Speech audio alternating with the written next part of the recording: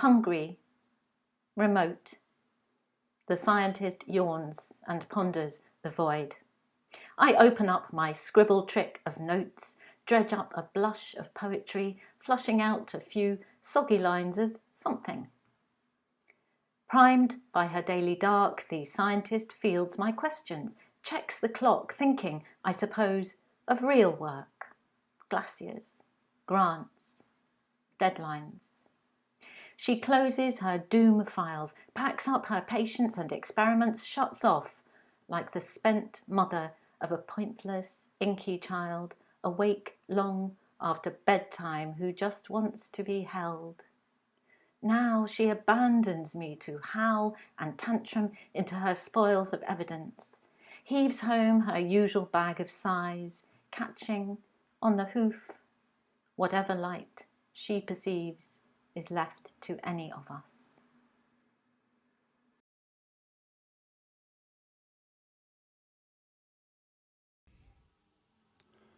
J'attends ma fille sous un prunier, un banc juste à côté d'une école.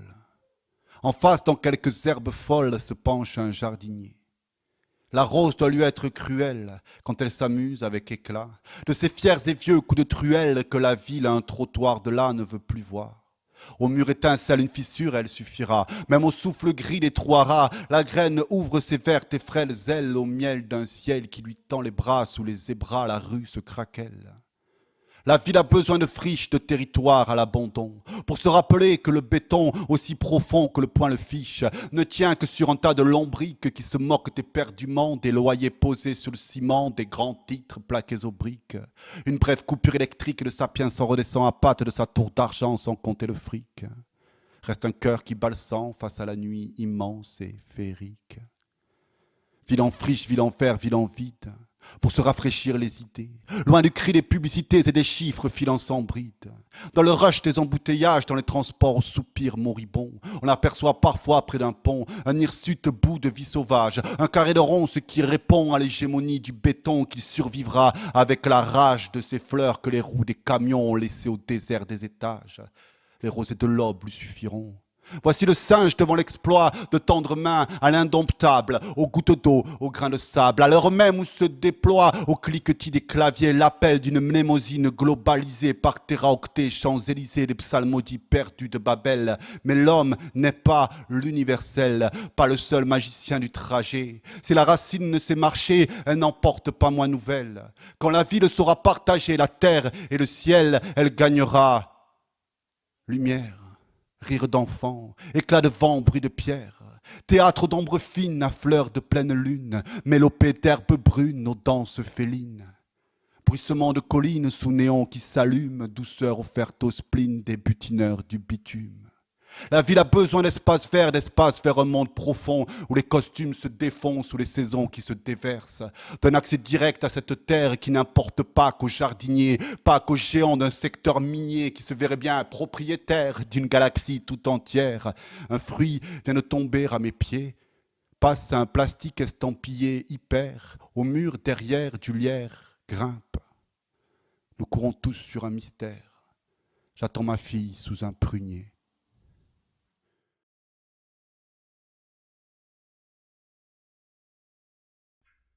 O que me dói na minha terra é saber que existe um povo que olha para o céu e sente raiva de Deus pela falta de chuva.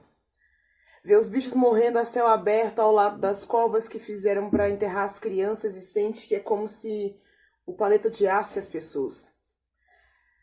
Para uma grande parte da minha terra, a previsão é de que a chuva desapareça completamente nos próximos anos. O Oceano Pacífico, levemente mais quente, criaria um El Niño permanente que faria secar o ar da floresta amazônica. E se a floresta seca, o Nordeste não chove. O semiárido morre. E as veias da terra, os rios que nascem na minha serra, perderiam o pulso como quem morre desidratado. Os cientistas falam muito sobre o problema do Nordeste ser o solo pedregoso e raso, com um ar muito seco e quente, que evapora os rios, que empobrece a gente, e aquela gente é tudo filho de escravo. Alforriados, gente que só tem nas mãos a Lei Áurea em pleno século XXI, sem acesso à educação, comida, saúde, nada, morre-se de fome de malária, de dengue, de tristeza e de tudo mais que eles tentam fazer e são diminuídos, então lá também se morre de indignação. O Brasil é discutido em muitas mesas como se fosse uma terra sem gente, uma floresta importante ali, um sudeste rico ali, um nordeste para se explorar ali, enfim.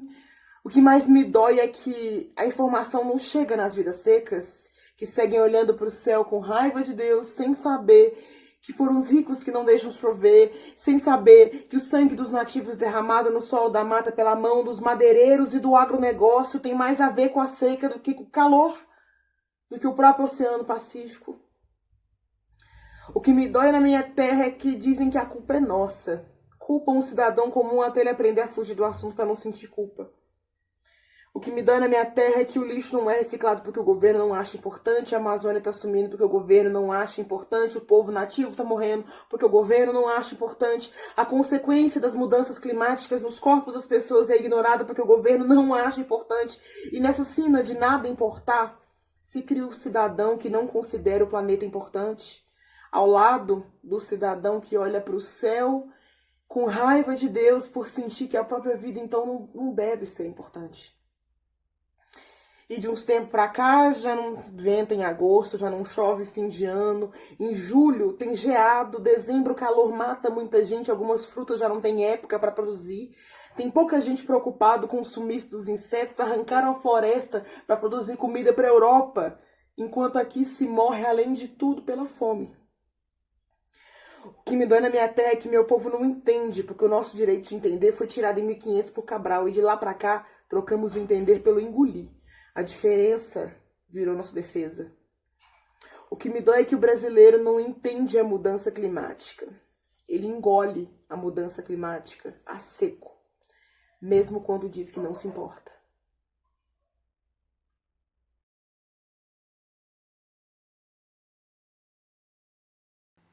Once an artist caged himself with one of their kind. At first they circled each other, pressing limbs into corners, backs into wire, discovering the shape of confinement. The coyote was not tamed, but came to know the artist as skin and blood, understood how each movement was a kind of reckoning, prisoners together. The artist was making a stand against a foreign war, a nation cleaved by boundaries. The coyote was its own stand, stubborn wildness, defying what we suppress. We retreat to aircon rooms while they advance into yards, our swing sets and teak chairs fenced by clipped privet, too neat to hold their jittery bones. We want to venture to the edge, into uncharted lands, reach out our hands as the artist did, to touch coarse fur.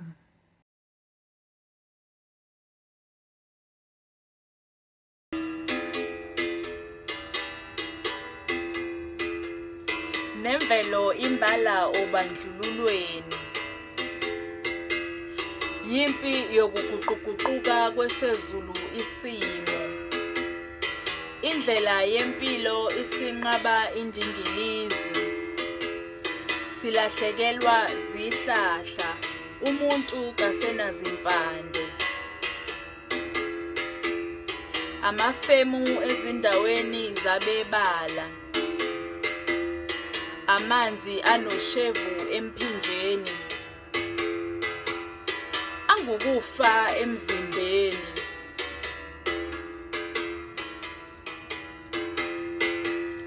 Intuthu yezithuthi nemikhiqizo. Umoya ongalungile emakhaleni. Ungumdlavuza emaphashini.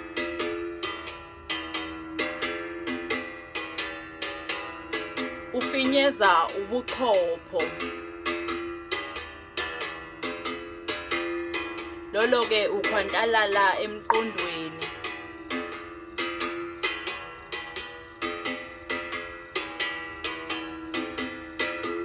Singeze sabalekela nasemigedeni.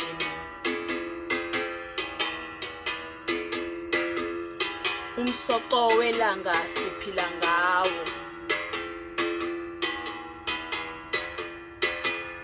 Lenkanankana inuka iphunga lomuntu, uye futhi ongayilungisa ngokubuyela kuyo imvelo enze kangcono.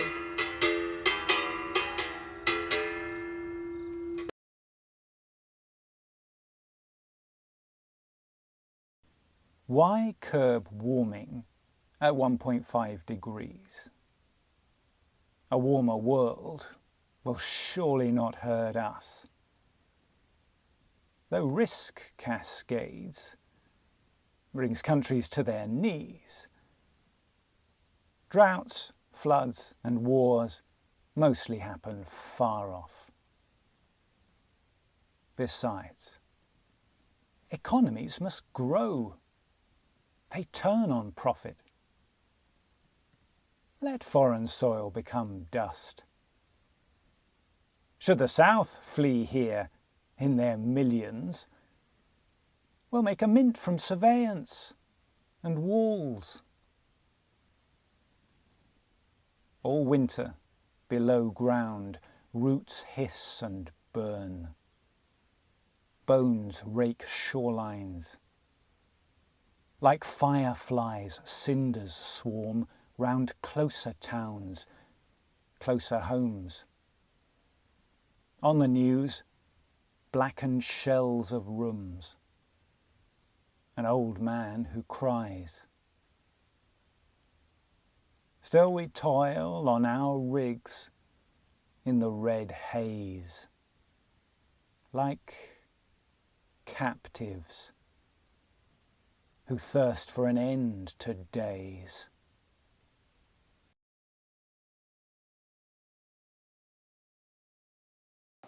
आज धरती पर मचा हाहाकार, हो रहा इंसानी अतिक्रमण। आंखें मूंद चुप बैठा संसार, झेल रहा जलवायु परिवर्तन। अपने हाथों ही करी बर्बादी, आग जंगलों में हमने ही फैलाई। पेड़ पौधे नष्ट किए, बढ़ाई आबादी, पशुओं ने हमारी खातिर जान गंवाई। हर प्राकृतिक आपदा के बाद हमने सबक लेने की ठानी। कोई न लांघे उस दायरे को पर, कर विपरीत पहुंचाई जन को हानि। हर कदम पर रहता है साथ, कितना जरूरी वैज्ञानिक हाथ। उसने दी इतनी सारी सौगात, फिर भी न मानते उसकी बात। अब समय है हम सच में हाथ मिलाएं, हम एकजुट होकर ये नाव चलाएं। कि अब है कांटा लाल निशान के पार, अब तो होश में आए, विज्ञान का साथ निभाएं। वक्त है हम खुद का छोड़ पीढ़ियों का सोचें, कर्तव्य समझें अपना और ना स्वीकार करें कोई व्यवसायी जो ना उठाए कदम इस दिशा की ओर। आओ सुने कुछ किस्से ऐसे हम, पृथ्वी को बचाने उठें देखें किसके कदम। कविता की अंतिम कड़ी है जरूरी, बताएगी ये कितना होता है एकता में दम। बहुगुणा ने चिपको था लाया, वन संरक्षण का नारा था गाया। रखी ऐसी नींव लोगों संग मिलकर, फिर हर पर्यावरण सेवी ने परचम लहराया। नारी शक्ति हर क्षेत्र में है प्रबल, चाहे हो वो बेहिचक देना बलिदान। 363 बिश्नोई महिलाओं ने खिचड़ी को था बचाया देकर अपनी जान। ग्रेटा ने बच्चों को कर एकजुट, ठानी दुनिया से टकराने की। चलाई मुहिम घर से निकलकर, नई पीढ़ी ने धरा को बचाने की। ऐसे कितने लोग हमारे बीच जो चाहते हैं बदलना आने वाला कल। जलवायु परिवर्तन को कसने लगाम, देना है हमको उनका साथ, करना है उनको सफल। लेकर सीख आपदाओं से, प्रेरणा ऐसे किस्सों से और विज्ञान से शिक्षा, अब चलना है एक दूसरे की ओर। नहीं होने देना है इरादों का पतन।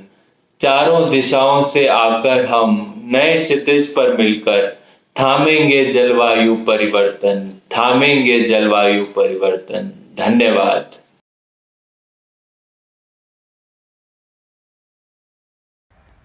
Earth lifted her head and showed me her shabby cart, parked on a road to nowhere, half full of useless tat, a shawl made of ashes, a girdle of dried up creeks. رفعت الأرض رأسها وأظهرت لي عربتها المتهالكة مركونة في طريق لا يؤدي إلى أي مكان، نصفها مليء بنفايات عديمة الجدوى، شال مصنوع من رماد، حزام من جداول جفت. And a bench away in the garden of oblivion, it sits cross-legged. Like us, it watches the road, shaded by lilac and whispers.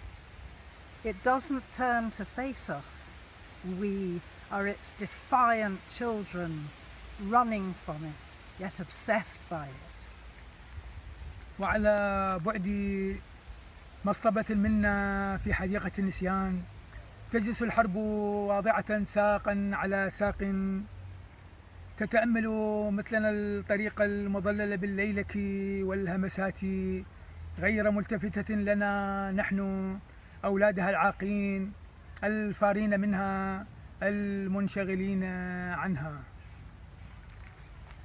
Earth lifted her head and showed us the new queen. On her head a filthy coronet, the queen of death in her robe of flies. رفعت الأرض رأسها وأظهرت لي الملكة الجديدة، على رأسها تاج قذر، ملكة الموت برداء من ذباب. And on the empty streets no one shakes hands anymore, except your hand, life, that I grasp tightly. وعابرا شوارع مقفرة لا أحد يصافح أحدا، وحدهما يداك الحياة ظلتا عالقتين بأصابعي إلى الأبد. Thank you. Shukran.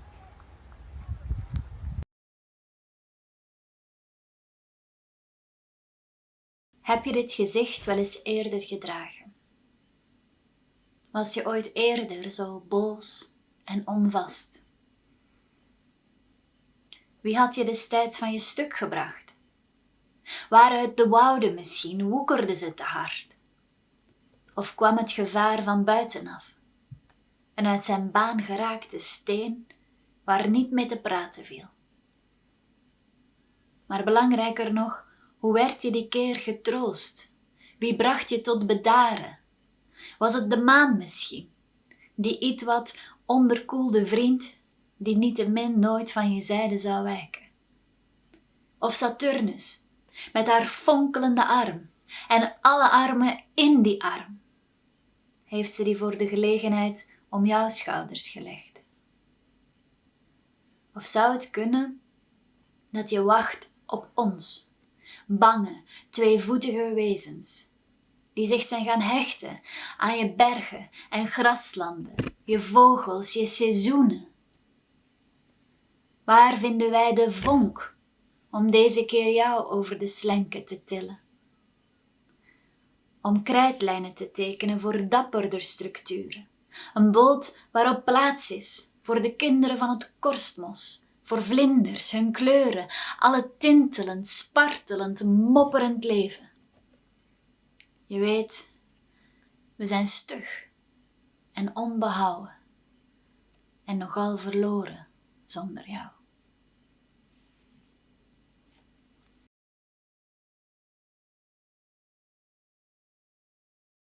Scientists turn their compound eyes, collect, evaluate, analyze, report the ways things might change if we did more here, took less there.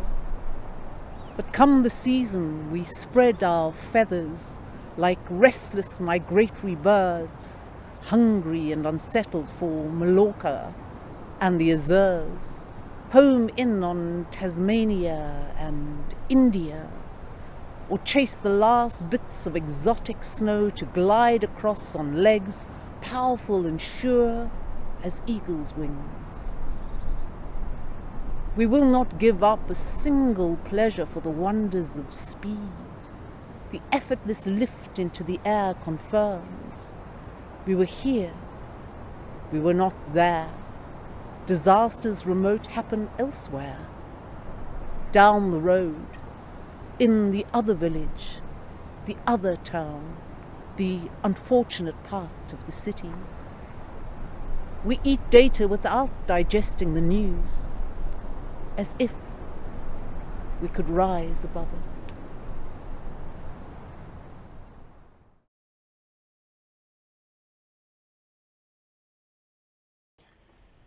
La nazionale del Tibet sorride, non ha bisogno di un confine nazionale per giocare, veste rosso-arancione sul prato verde, a Wembley entra pacata, si inchina piano all'erba e al sole mentre canta l'inno della famiglia di tutti gli esseri senzienti, inclusi gli animali fermi detti piante e quelli confusi e sofferenti detti umani.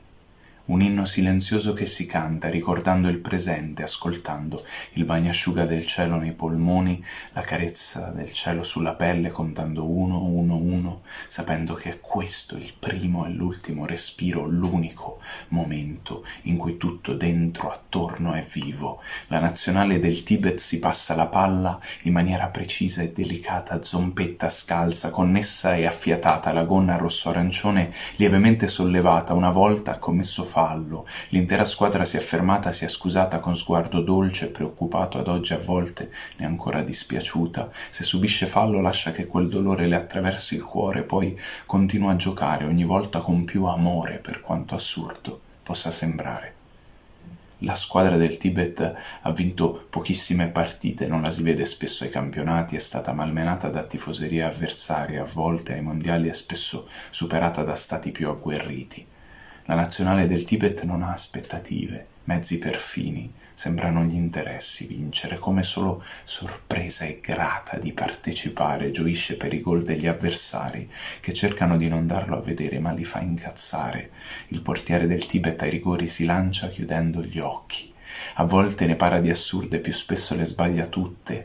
L'hanno accusata di farlo apposta, ha detto no.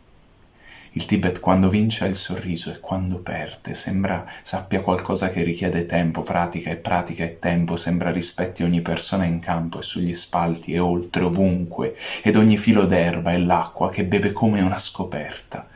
In Tibet giocava su altipiani spogli, non era mai stata a Wembley, è arrivata a piedi, non mangia carne. I giocatori del Tibet non tifano se stessi. Si allenano tutti i giorni, tutto il giorno, da 2000 anni e passa, per il grande pareggio di tutto, e non gli importa se arriverà. Si allena il Tibet alla delicatezza, a non lasciare traccia di sé, oltre la gentilezza.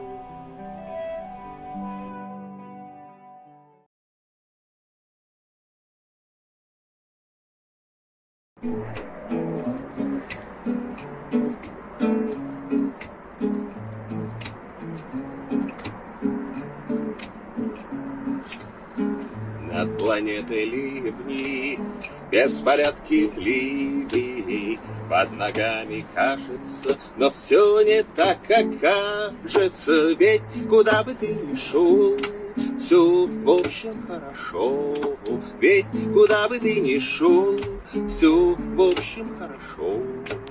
В мире нынче сыро, неспокойно в Сирии, вроде рухнул с дуба лишь, но все не так, как думаешь, ведь не важно, как там шо, все в общем хорошо, ведь не важно, как там шо, все в общем хорошо.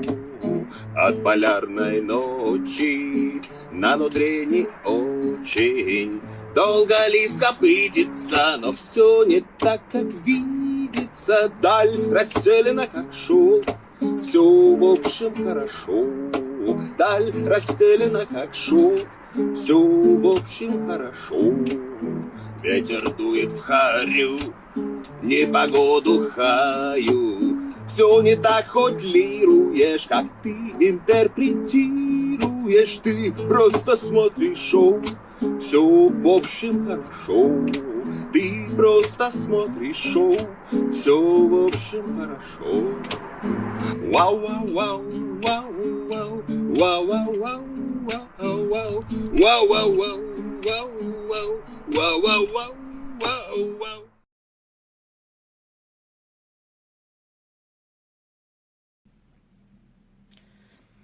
This poem is not as good as it could be. I wrote it in London. Mostly a fine city, but high in fine particles, startling my lungs, causing coughing. The dust coats my throat, and my tongue becomes clotted. The gunk makes my blood a neurotic concoction. Words aren't steampunk machines. They need clean air to steep.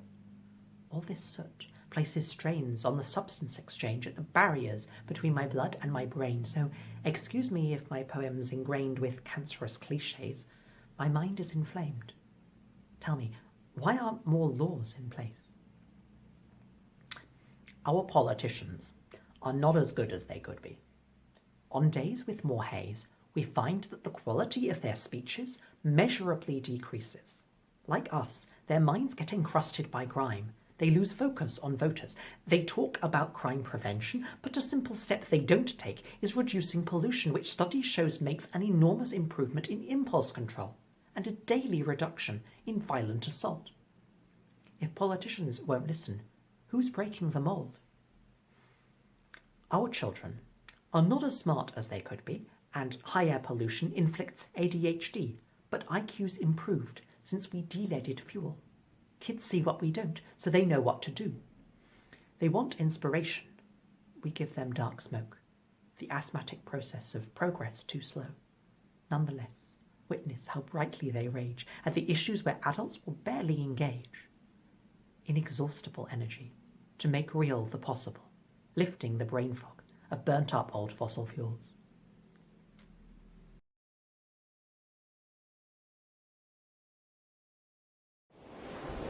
Casi no quedaba nadie en la ciudad pesquera.